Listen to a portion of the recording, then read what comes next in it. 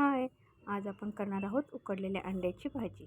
चला तर मग पहिल्यांदा आपण अंडे उकडायला टाकू.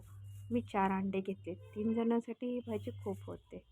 अंडे उकडताना त्यात खडे मीठ टाकले, कारण अंडे शिजवताना फुटत नाही.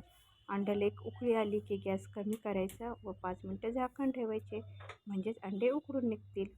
कांदे मी 9 ते 10 उभे कापून घेतलेले आहेत. तेल गरम झाले की कांदे टाकून घ्यायचे आपण. तोपर्यंत अंडे सोलून घेऊया. मग टॅमॅटो मी टाकत नाही, कारण टॅमॅटोमुळे टॅमॅटो जर टाकला तर ती चटणी तिखट होत नाही आणि या चटणी कांदे जास्तच घालावे लागतात, कारण तोच मसाला असतो ना. कांदा फ्राय झाला की त्यात हळद थोडी घालायची, लाल तिखट 2 चमचे टाकले आणि मीठ टाकलं.